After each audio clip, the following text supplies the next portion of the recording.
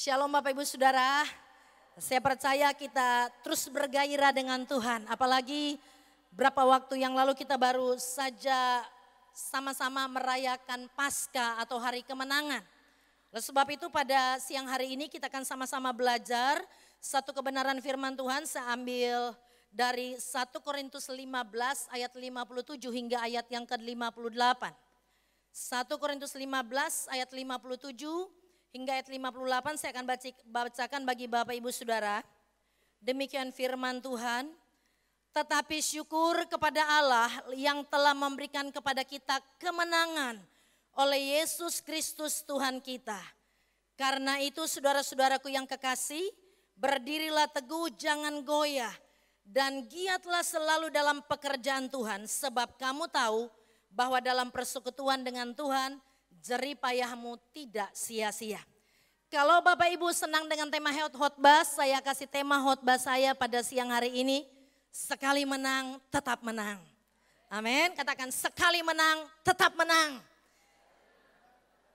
Saudara, saya percaya bahwa kemenangan itu menjadi dambaan atau kerinduan setiap kita.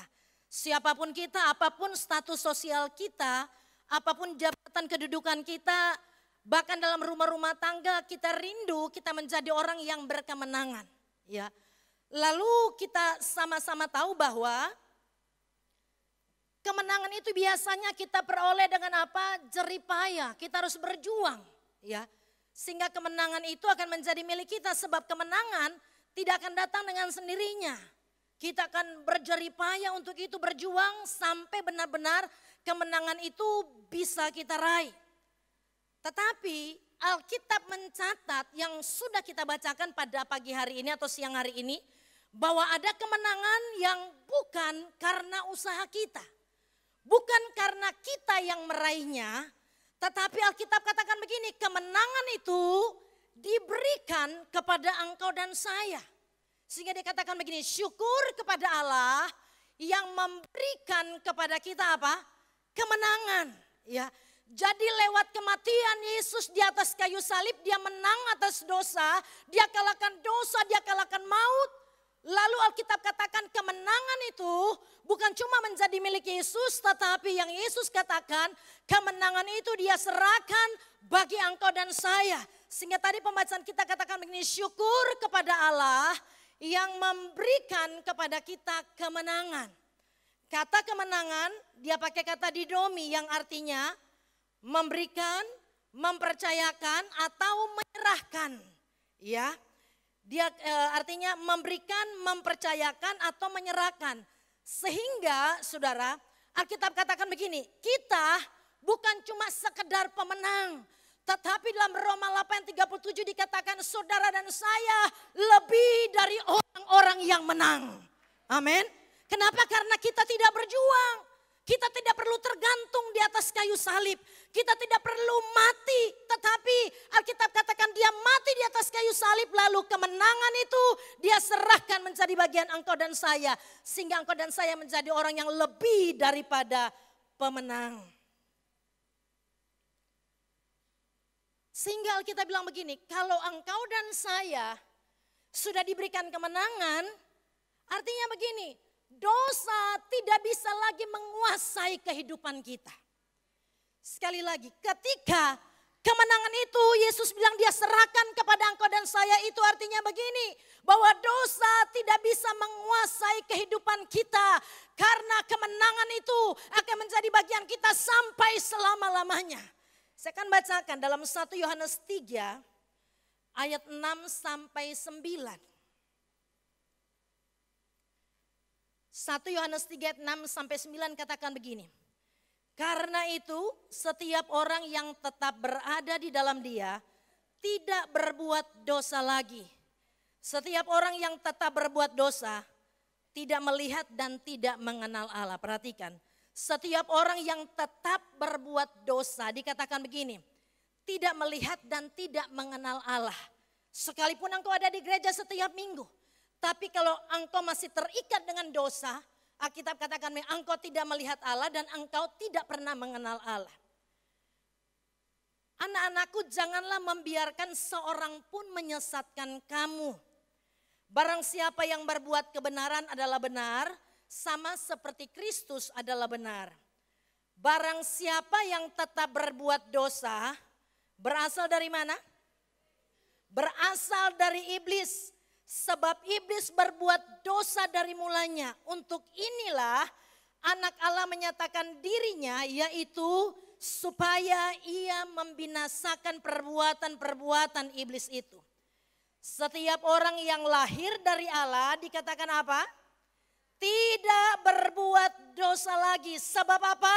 Benih ilahi tetap ada di dalam dia. Dan ia tidak dapat berbuat dosa karena ia lahir dari Allah. Jadi Alkitab bilang kalau benih ilahi ada di dalam kita, kita tidak dapat berbuat dosa lagi. Mungkin jemaat Tuhan kita bertanya begini, bagaimana mungkin kita tinggal di dunia yang dikuasai oleh iblis? Bagaimana mungkin kita tinggal di dunia ini dengan tubuh dan darah dan daging lalu kita tidak bisa berbuat dosa lagi. Tetapi saudaraku, Alkitab memberikan jaminan bahwa engkau dan saya sanggup bebas dari dosa, ya, menang atas dosa sampai selama-lamanya karena ada jaminan. Mari kita lihat apa jaminan yang Yesus berikan bagi kita. Sehingga begini, sekalipun kita ada di tengah dunia yang berkecimpung di dalam dosa, tetapi dosa tidak bisa membuat engkau dan saya jatuh atau dosa tidak mengikat kehidupan kita. Kenapa? Kok bisa saudara? Lihat Ulangan 20 ayat yang keempat. Alkitab bilang begini. Ulangan 20 ayat 4. Sebab Tuhan Allahmu, dialah yang berjalan menyertai kamu untuk berperang bagimu, melawan musuhmu dengan maksud apa? Memberikan kemenangan kepadamu. Ini ayat yang luar biasa. Dikatakan sebab Tuhan Allahmu dialah yang berjalan menyertai kamu, saudara dan saya. Untuk apa? Dia menyertai kita untuk apa? Untuk berperang bagimu. Bahkan dikatakan begini, untuk melawan musuhmu dengan maksud apa? Memberikan kemenangan kepadamu. Jadi Yesus memberikan jaminan bahwa dosa tidak bisa menguasai kamu lagi. Kamu bisa menang atas dosa. Sekalipun kamu tinggal di dunia yang berdosa. Kenapa? Tuhan katakan sebab Tuhan menyertai saudara dan saya. Dia berperang bagi saudara dan saya. Dia melawan musuh kita. Dengan cara dikatakan untuk apa? Memberikan kemenangan. Dia menyertai kita. Itu artinya dia bersama-sama dengan kita. Jadi supaya kita menang atas dosa selama hidup ini masih menjadi milik kita.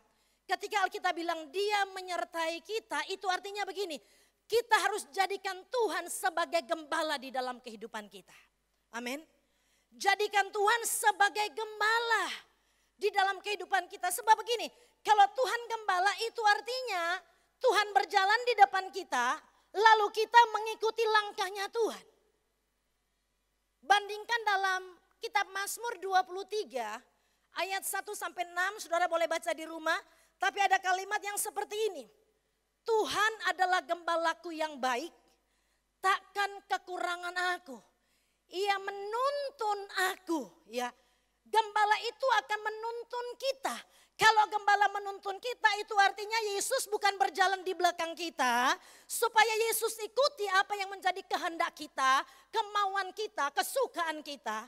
Tetapi kalau dia menjadi gembala artinya kita ada di belakang dia. Kita harus mengikuti ya langkah-langkahnya Tuhan. Dia menuntun. Sehingga begini kalau kita jadikan dia gembala. Ketika kita berjalan di luar jalurnya Tuhan. Dia akan tarik kita dengan caranya Tuhan. Supaya kita tetap ada di jalan Tuhan. Kenapa? Karena kerinduan hati Tuhan. Dia akan menuntun kita di jalan yang benar. Bukan jalan yang salah. Kalau kita berjalan dengan kekuatan dan kesanggupan kita, pasti kita tersesat. Makanya dia berjalan di depan kita supaya dia bisa menuntun kita sampai kita tiba di air yang tenang, sampai dia baringkan kita di padang rumput yang hijau. Makanya pastikan Yesus adalah gembala bagi kita. Amin. Kalau dia gembala dia katakan begini, Aku akan menyertai engkau, berperang bagimu, memukul musuhmu. Makanya kalau kita baca dalam Mazmur 23, Alkitab katakan begini, gadamu dan tongkatmu itulah yang menghibur aku. Tahukah saudara, di tangan gembala selalu ada gada dan tongkat.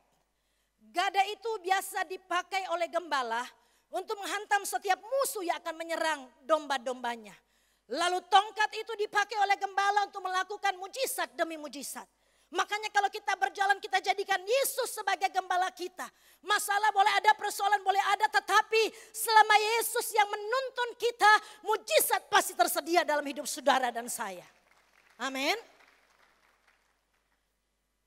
Lalu jaminan yang berikut yang memastikan bahwa saudara dan saya pasti menang atas dosa, menang atas persoalan, atas tantangan, atas pergumulan.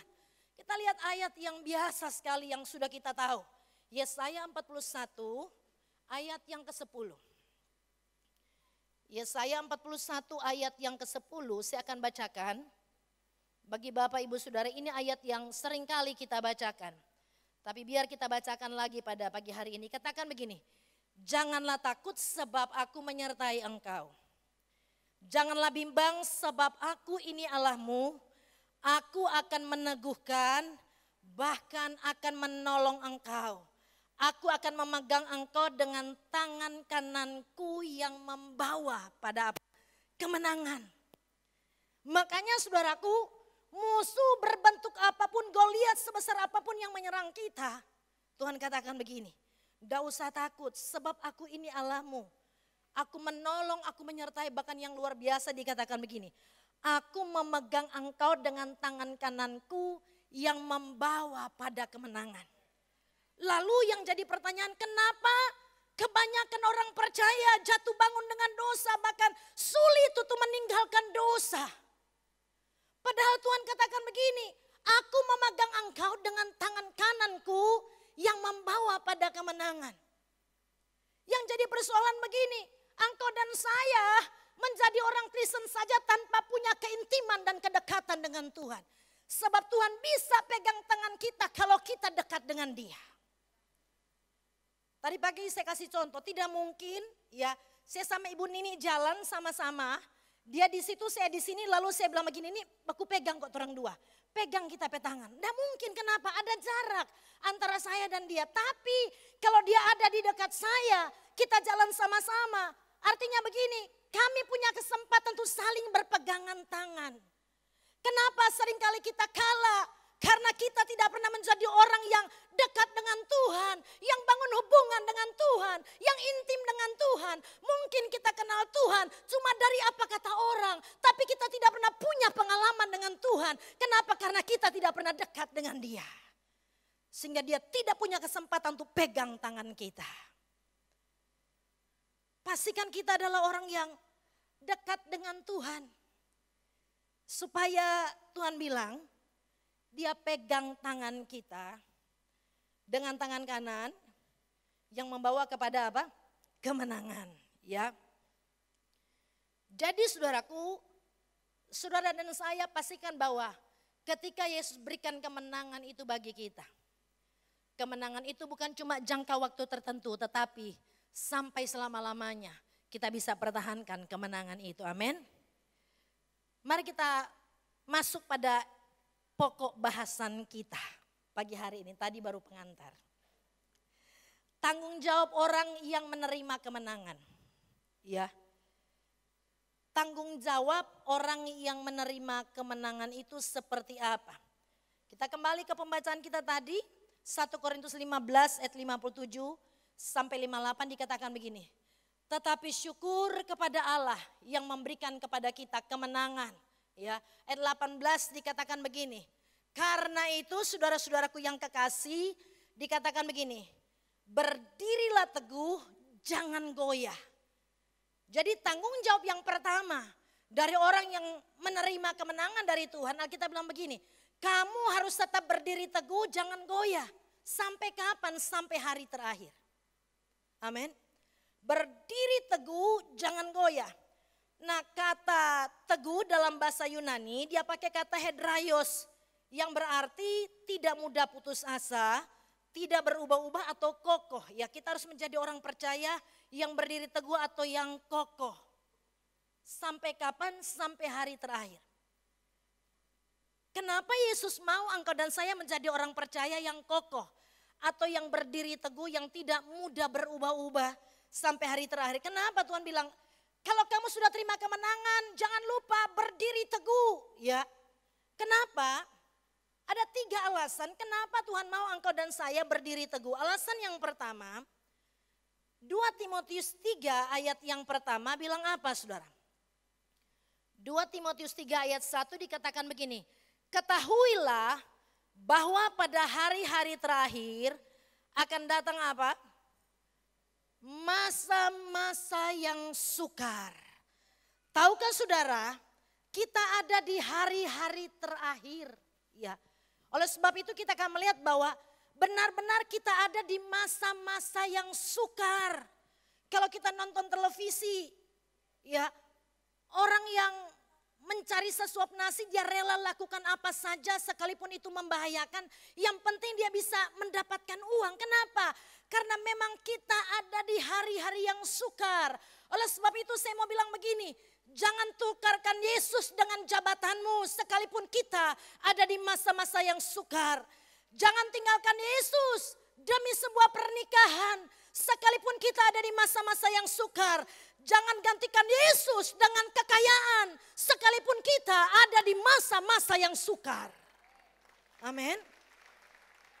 Kita ada di masa-masa yang sukar. Mari kita bandingkan kitab Wahyu 6 ayat yang ke-6. Wahyu 6 ayat 6 katakan begini. Dan aku mendengar seperti ada suara di tengah-tengah keempat makhluk itu berkata, secupak gandum sedinar dan 3 cupak jelai sedinar. Tetapi jangan rusakkan apa? Minyak dan anggur. Secupak gandum sedinar. Pada masa itu harga 1 dinar itu harga upah buruh 1 hari kerja. Kalau hari ini, tadi saya tanya dengan Pak Jack Pomanto, harga upah buruh kurang lebih 1 hari 150.000. Nah dikatakan secupak gandum sedinar.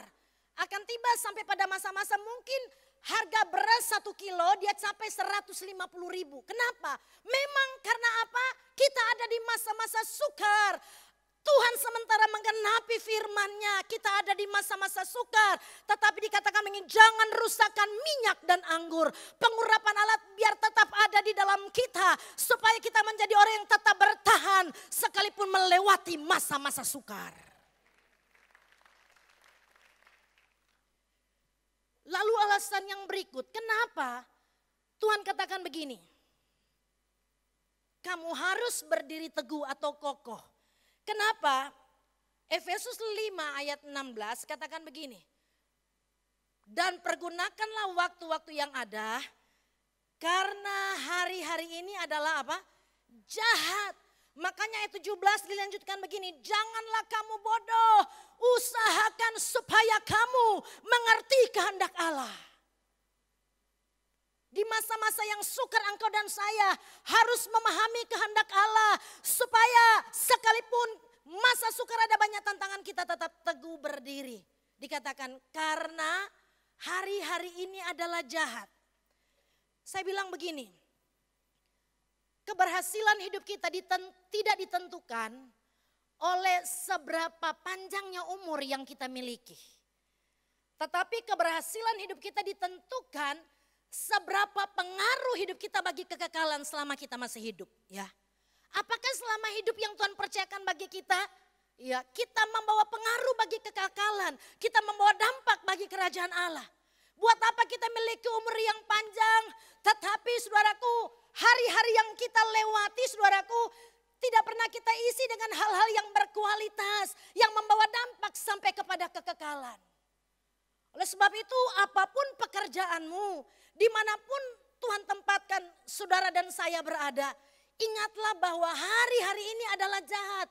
Oleh sebab itu ketika kita berkarya, mungkin sebagai pebisnis kita duduk dalam pemerintahan. Biar kita membawa pengaruh bagi orang-orang di sekitar kita. Biar benar-benar Tuhan biar benar-benar di mana Tuhan tempatkan engkau dan saya. Kita membuat dampak bagi kerajaan Allah. Alkitab bilang karena ya hari-hari ini adalah jahat. Lalu kenapa Tuhan katakan kenapa Tuhan katakan tetap berdiri teguh, jangan goyah, tetap kokoh. 1 Petrus 5:8 katakan begini. Sadarlah dan berjaga-jagalah, lawan musuh iblis berjalan keliling bagai singa yang mengom-ngom untuk mencari orang yang dapat ditelannya. Jadi alasan yang berikut, karena engkau dan saya punya musuh. Apalagi saudaraku, Alkitab katakan begini, musuh pernah diam, dia berjalan keliling, ya, tidak pernah diam. Yang jadi masalah begini, orang Kristen kebanyakan adalah orang Kristen yang stuck. Mulai dari lahir jadi orang Kristen tidak pernah punya pertumbuhan secara rohani. Sehingga yang kita dapati orang Kristen jatuh bangun dalam dosa. Ke gereja oke, melayani oke, tetapi dosa jalan terus. Kenapa?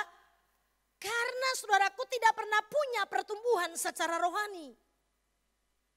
Sehingga orang-orang Kristen seperti itu akan menjadi orang Kristen yang mudah digoyahkan. Oleh sebab itu pastikan kita adalah orang percaya yang menyadari bahwa kita punya musuh. Sehingga kita harus sadar identitas kita. Kita adalah anak kerajaan Allah yang sudah diberikan kemenangan oleh Yesus.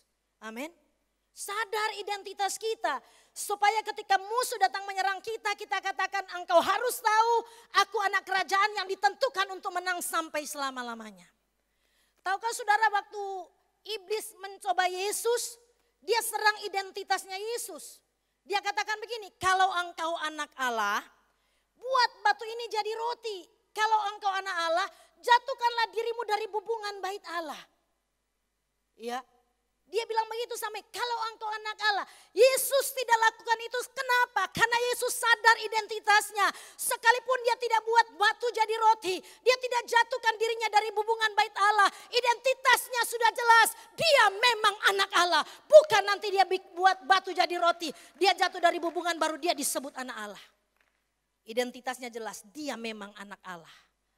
Engkau dan saya harus sadar bahwa kita punya identitas anak kerajaan, sehingga apa saudaraku, kemenangan itu menjadi milik kita selama-lamanya. Iblis engkau boleh serang, tetapi Tuhan saya berjanji, aku menang atas semua ancaman, atas semua musuh, atas semua dosa, aku menang sampai selama-lamanya.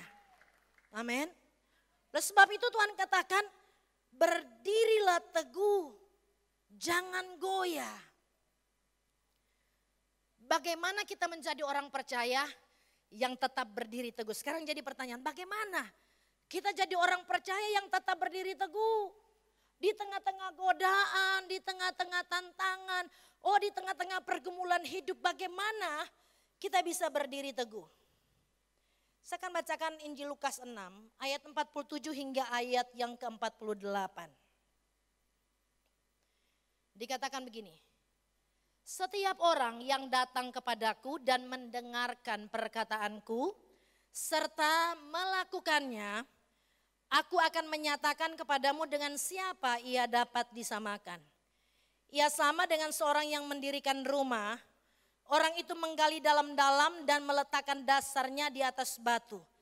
Ketika datang air bah dan banjir melanda rumah itu, dikatakan apa? Rumah itu tidak dapat digoyahkan karena rumah itu apa? Kokoh dibangun. Ya.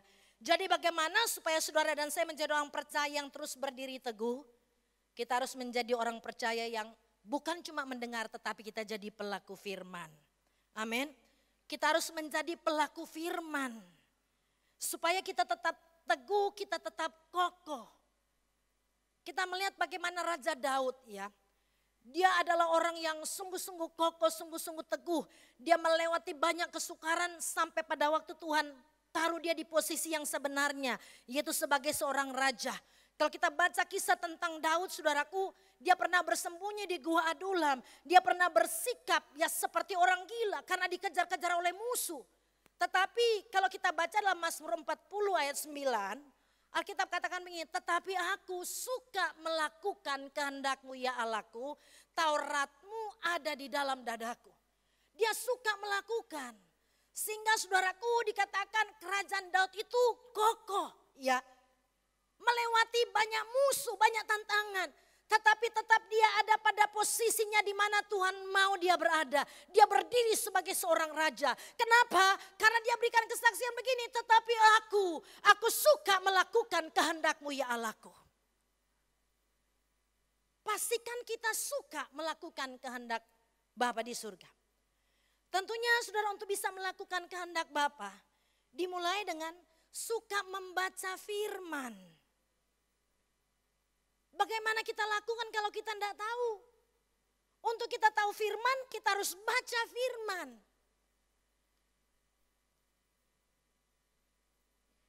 Menjadi pelaku firman akan membuat kita kokoh, ya, kita teguh, kita tidak goyah. Lalu Mazmur 16 ayat 8 katakan begini.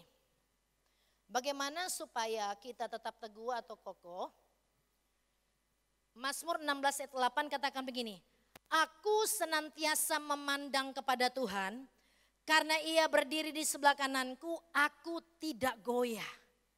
Ya, supaya kita tetap kokoh, Daud katakan begini. Aku senantiasa memandang kepada Tuhan. Saya menyadari bahwa hidup ini akan dihiasi dengan apa yang namanya persoalan dan tangan-tangan hidup. Masalah akan datang silih berganti. Tapi saya mau bilang begini. Ketika masalah datang, lalu mata kita tertuju kepada masalah. Setiap hari kita lihat mata kita tertuju kepada masalah. Setiap hari mata kita tertuju kepada masalah. Yang terjadi begini, Tuhan yang kita sembah semakin kecil dan masalah itu akan semakin besar.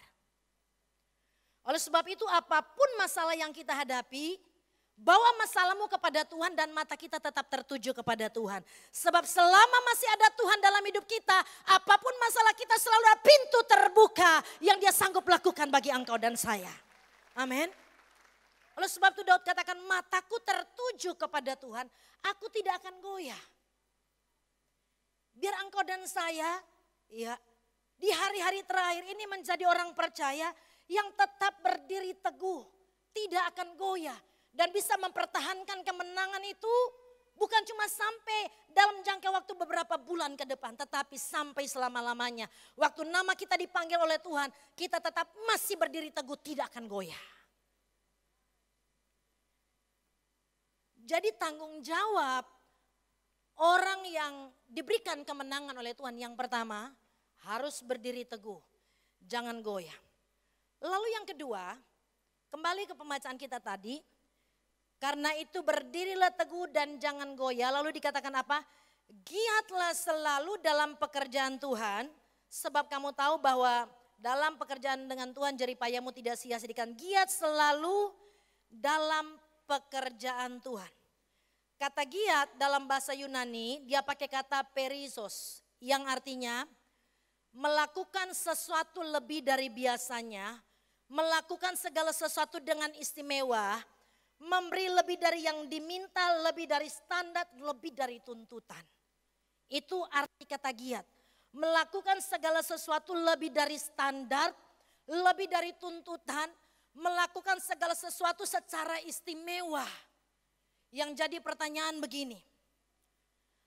Apakah kita memperlakukan Tuhan secara istimewa di dalam kehidupan kita atau tidak? Sekali lagi begini, yang jadi pertanyaan. Apakah selama kita menjalani kehidupan kekristenan kita memperlakukan Tuhan secara istimewa atau tidak? Padahal kitab katakan begini, Tuhan memperlakukan engkau dan saya secara istimewa. Apakah ada buktinya? Ya, ada buktinya. Alkitab katakan Dia mau mati di atas kayu salib untuk menebus hidup saudara dan saya. Kenapa? Karena engkau dan saya terlalu istimewa di hadapan Tuhan. Bahkan lebih dari itu saudaraku, Alkitab katakan begini. Dia melukis namamu di telapak tangannya. Bayangkan, Dia Tuhan, Dia Allah yang besar, Dia Raja di atas segala raja. Yang Dia lakukan bagi engkau dan saya. Dia lukis nama saudara dan saya di telapak tangannya. Kenapa? Karena engkau dan saya terlalu istimewa di hadapan Tuhan. Oh, saya tidak bayangkan kalau dia lukis nama kita di telapak tangannya. Itu artinya kapan saja, di mana saja, dia bisa lihat nama kita ada di telapak tangannya. Karena engkau istimewa di hadapan Tuhan. Apakah kita perlakukan Tuhan secara istimewa atau tidak? Dalam jam-jam doa kita, apakah kita perlakukan dia secara istimewa sehingga kita bergairah ketika kita berdoa? Dalam jam-jam ibadah kita, apakah kita masih perlakukan dia secara istimewa sehingga kita buat keputusan, aku tidak mau terlambat ketika ibadah karena engkau terlalu istimewa buatku. Apakah kita memperlakukan Tuhan secara istimewa sehingga aku mau terlibat dalam setiap pekerjaan Tuhan, dalam setiap pelayanan, dalam apa yang saya bisa berikan, aku akan berikan kepadamu karena aku memperlakukan engkau secara istimewa. Itu yang jadi pertanyaan. Dia perlakukan kita terlalu istimewa. Dia korbankan nyawanya. Sekalipun saya katakan bahwa itu bukan hal yang mudah bagi dia. Ya. Sampai dia bisa berteriak, saudara. Di kayu salib dia berteriak, Eloi, Eloi lama sabatani. Dia merasa bahwa bumi menolak dia lalu bapaknya tinggalkan dia. Itu hal yang sulit bagi dia. Tetapi karena engkau dan saya terlalu istimewa bagi dia. Akhirnya dia katakan, ya Bapakku, ke dalam tanganmu aku serahkan nyawaku. Kenapa? Karena engkau dan saya istimewa di hadapan Tuhan. Oleh sebab itu saudaraku, yang Tuhan mau dari engkau dan saya. Jangan sekedar kita cuma rayakan Paskah. Kita terima kemenangan. Kita mungkin pawai di jalan-jalan. Saya katakan itu tidak salah. Semua kegiatan keagamaan kita yang kita lakukan tidak salah. Tetapi harus disertai dengan apa? Rasa hormat dan takut akan Allah. Lalu menempatkan dia sebagai sesuatu yang istimewa di dalam hidup kita. Sehingga kita tahu menghargai apa yang sudah Tuhan lakukan bagi kita. Amin. Karena dia terlalu istimewa bagi kita.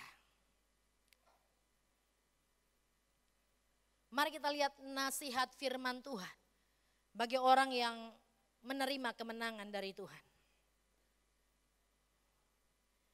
Nasihat firman Tuhan bagi orang-orang yang menerima kemenangan dari Tuhan.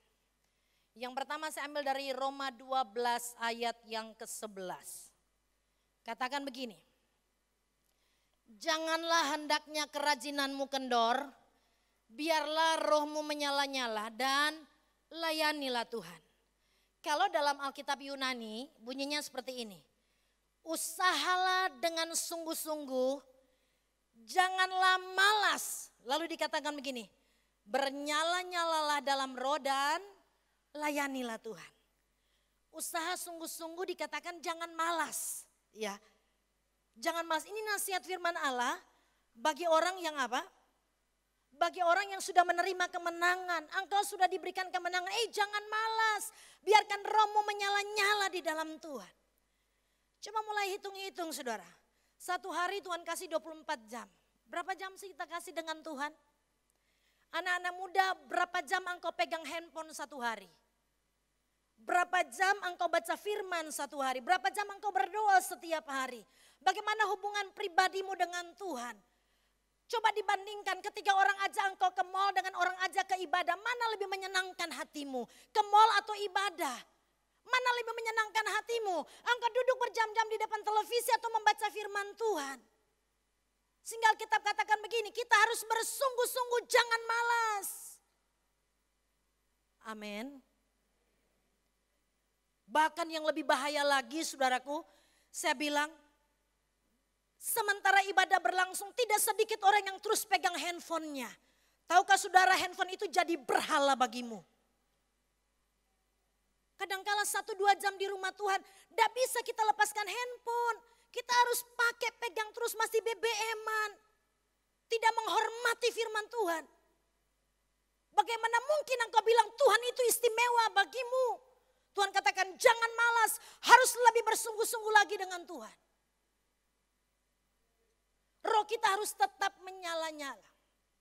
Saudara, lawan dari roh yang menyala-nyala adalah apa? Ada yang tahu lawan dari roh yang menyala-nyala adalah suam apa? Suam kuku. Artinya begini, kalau roh kita tidak menyala-nyala itu artinya kita adalah orang yang suam kuku. Yang setuju katakan. Kalau kita tidak giat dalam pekerjaan Tuhan, itu artinya kita suam kuku. Lalu apa kata firman Tuhan dengan orang yang suam kuku? Mari kita lihat Wahyu 3 ayat 16. Kita akan baca sama-sama ayat ini. Apa kata firman Allah dengan orang yang suam kuku? Oke, baca sama-sama. 2, 3. Jadi karena engkau suam kuku dan tidak dingin atau panas, Tuhan katakan apa? Aku akan memuntahkan engkau dari mulutku. Saya mau tanya begini, kapan sih kita rasa muntah? Kapan kita rasa muntah? Aduh, waktu lapar sekali terus lihat babi putar langsung. Begitu saudara? Ya. Aduh, kita sudah lapar sekali. Dari pagi enggak sarapan. Tiba-tiba Pak Jack Pemanto panggil makan. Kita bilang begini, siapa tahu sebentar dia panggil makan betul. Pak Jack Pemanto panggil makan. Waktu kita lihat dia, aduh ada babi putar langsung. Aduh, rasa muntah. Begitu? Enggak saudara.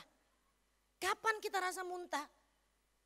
Waktu kita lihat, aduh ada kotoran, aduh rasanya mau keluar. Ya, apa yang ada dalam perut mau keluar, mau muntah. Kenapa? Jijik dengan kotoran. Tahukah saudara, kalau kita suam kuku, Tuhan lagi bicara begini, aku jijik dengan hidupmu, aku memuntahkan engkau. Amin. Makanya jangan suam kuku. Di gereja, ya kalau ada waktu datang kalau tidak ada waktu enggak. Ya mau doa puasa boro-boro. Hari Sabtu mau doa pemulihan, enggak lah. Itu hari kita ke mall, kita weekend. Saya bilang bukan salah weekend. Waktu dengan keluarga itu sangat penting buat kita. Tetapi hidup ini harus ada keseimbangan. Mall bisa, saya juga senang ke mall. Bisa, nonton TV bisa. Tapi harus ada keseimbangan. Kalau berat sebelah saudaraku timpang, itu enggak bisa. Tuhan katakan, kalau engkau suam kuku, aku akan memuntahkan engkau. Usahakan jangan Tuhan jijik dengan kita. Karena kita suam kuku. Tapi tetap semangat, tetap bergairah dengan Tuhan. Ya, jangan waktu saya jadi tua, sama seperti saya punya cucu, baru cerita apa cucu-cucu. Oma dulu jaga bahotbah.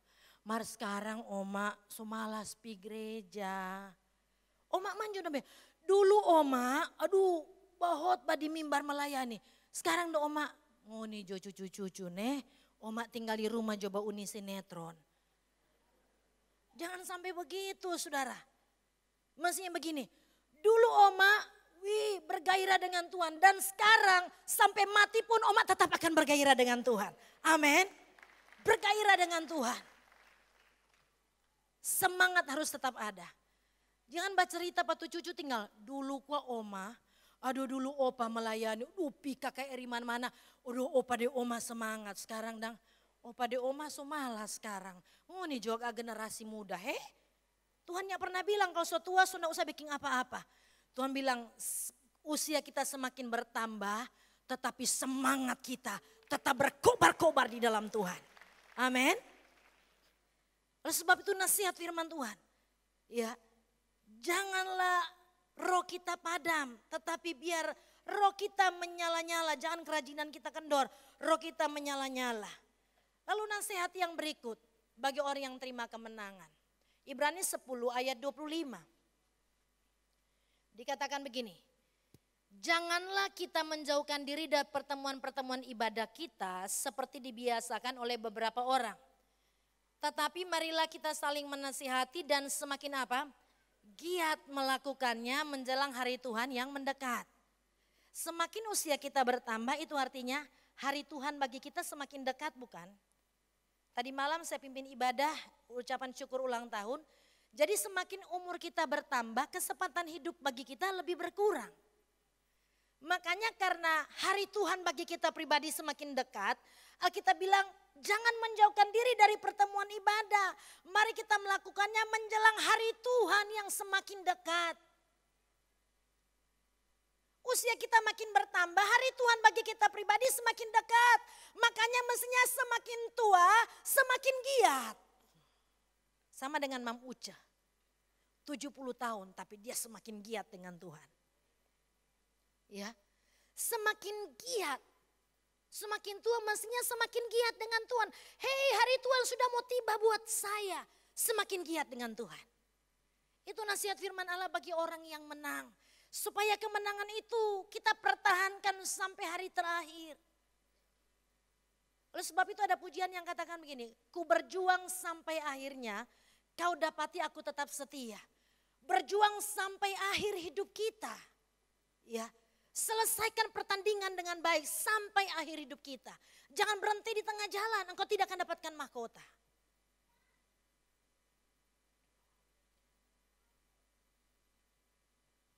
Lalu yang berikut nasihat firman Allah bagi kita yang terakhir. Tim musik pujian boleh maju. Roma 12 ayat 2a katakan begini. Janganlah kamu menjadi serupa dengan dunia ini. Janganlah kamu menjadi serupa dengan dunia ini. Artinya saudara, Alkitab lagi berbicara begini. Jangan hidup dengan sistem dunia. Jangan hidup dengan cara-cara dunia. Hei engkau anak-anak muda yang lagi pacaran. Jangan pacaran dengan cara dunia. Ya. Anak-anak muda sudah mengerti kan pacaran cara dunia seperti apa. Pacaran 2 bulan 3 bulan bilang, mama semua kawin ke apa? Nah pokok sunyanda haid kita. Pacaran dengan cara dunia, seks bebas rasa itu biasa kok. Ya, tidur sama-sama sebelum pernikahan itu biasa. Keluarga-keluarga sudah menikah, jangan menyelesaikan masalah dengan cara dunia. Kalau rasa tidak cocok satu dengan yang lain, jalannya apa? Cerai. Karena itu pikir, ya kita nonton juga selebritis seperti itu kok. Kalau tidak cocok cerai. Hei, kecocokan atau tidak itu sebelum engkau menikah buat keputusan. Kalau sudah menikah, engkau jalani sampai waktu Tuhan datang. Itu stok seumur hidup. Amin. Karena tidak ada 2 orang yang sama, saudara. Suami istri, saudaraku, tidak ada yang sama. Tetap ada perbedaan. Tetapi Tuhan mempertemukan untuk saling memperlengkapi.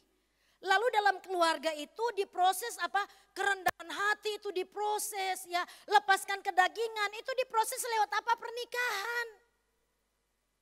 Makanya jangan selesaikan masalah-masalah keluarga dengan cara dunia.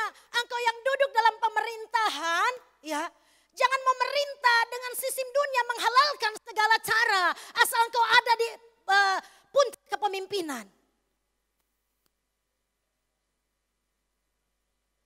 Di mana saja Tuhan tempatkan kita berada, mestinya di situ kebenaran ditegakkan.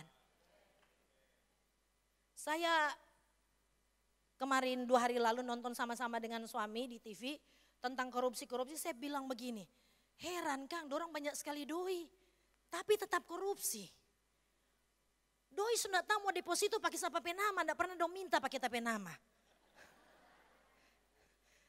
Sudah tahu tuh doi mau pakai deposito siapa penama ya supaya bisa hilang jejak, tapi tetap korupsi. Itu karena apa? Karena sistem dunia ketamakan, tidak pernah bersyukur dengan apa yang Tuhan percayakan bagi kita. Mesti belajar apa yang ada di tangan kita itu berkat yang Tuhan percayakan, yang bukan itu bukan berkat kita, jangan diaduk-aduk saudara. Ya. Apa sih yang kita cari di dunia ini? Engkau mau timbun harta berapa banyak? Timbun harta tidak pernah salurkan. Tuhan katakan begini, kisah tentang orang yang bilang begini, Hartaku semakin banyak, aku akan menggali lubang, taruh hartaku sampai 7 turunan tidak akan habis. Tuhan bilang, hei orang bodoh, hari ini aku ambil engkau. Selesai sudah. Harta tidak bawa mati. Makanya tabur sesuatu bagi kekekalan. Itu berguna selama-lamanya. Amin. Saudara tahu, Alkitab bicara tentang bagaimana Tuhan memperhatikan janda yang memberikan 2 peser dalam persembahan. Lalu Tuhan bilang begini, janda ini memberikan apa? Yang terbaik. Cuma 2 peser kok terbaik? Ya, mungkin ada yang jauh lebih besar dari itu yang mereka berikan, taruh di tempat persembahan. Saya berpikir begini waktu saya baca kisah itu. Yang pertama, tahukah saudara, semua pemberian kita itu diperhitungkan oleh Tuhan. Kalau enggak Tuhan enggak akan bilang, janda ini cuma kasih 2 peser tetapi kok itu terbaik. Tuhan perhatikan kok berapa besar yang dia kasih. Artinya begini, semua pemberian kita itu Tuhan perhitungkan. Tetapi kenapa Tuhan bilang nilainya kecil tetapi Tuhan bilang itu terbaik. Dia beri dari apa yang ada padanya. Mungkin ada banyak orang yang lebih kaya dari janda ini. Tapi mungkin juga kalau janda ini yang miskin kasih 2 peser, orang yang kaya kasih 5 peser, masih janda ini berikan yang terbaik. Karena kita berikan dari apa yang ada pada kita. Amin. Wih, kalau saya bicara memberi kayaknya agak tegang sedikit saudara. Mulai pikir jangjang Ibu Eli mau tantang memberi habis kita. Habis kita. Tapi jemaat di Betani luar biasa. Tidak ada jemaat yang kikir. Ya, amin. Semua jemaat murah hati, makanya ada gedung yang seperti ini. Kita boleh ibadah di gedung AC, full AC saudara. Karena ada orang-orang yang murah hati yang mau memberi untuk pekerjaan Tuhan. Amin. Jadi saudara, nasihat firman Allah bagi orang yang sudah memberikan kemenangan dikatakan jangan jadi serupa dengan dunia ini. Kenapa? Filipi 3:20 katakan karena kewargaan kita bukan di dunia ini tetapi kewargaan kita ada di dalam surga. Ya, kewargaan kita bukan di sini. Kewargaan kita di dalam surga, makanya kita boleh hidup di dunia ini tetapi jangan jalani sistem dunia. Tetapi harus jalani itu dengan sistem kerajaan Allah. Amin. Kalau sistem dunia begini, kita semakin kaya, kita semakin merasa bahwa itu lumbungku, itu punyaku, itu semua karena aku. Tapi kalau sistem kerajaan Allah, engkau diberkati supaya engkau bisa memberkati. Itu sistem kerajaan Allah. Amin. Bukan ku, tetapi kita percaya bahwa semua berkat di tangan kita ada bagiannya Tuhan, yaitu 1/10. Baru dikatakan ada persembahan syukur lainnya, ada persembahan diakonia, ya, ada bagi orang-orang susah, lalu ada untukku. Jadi bukan kita yang mencari, kita punya semua ini. Yesaya 26:12 katakan ini, segala sesuatu yang kamu kerjakan, Tuhan yang melakukan itu bagi kamu. Daripada mau menabung banyak di rumah sakit, menabung di kerajaan Allah. Amin. Menabung di kerajaan Allah. Ayat yang paling terakhir 1 Yohanes 2 ayat 17. Kita harus tahu ini. 1 Yohanes 2 ayat 17, mari musik pujian dikatakan begini. Kita baca sama-sama ayat ini 2, 3. Dan dunia ini sedang lenyap dengan keinginannya. Tetapi orang yang melakukan kehendak Allah dikatakan apa? Tetap hidup selama-lamanya. Jadilah orang percaya yang pertahankan kemenangan sampai hari Tuhan menjemput kita. Engkau tetap setia mengiring Tuhan karena Dia terlalu istimewa bagi engkau dan saya. Tuhan Yesus memberkati.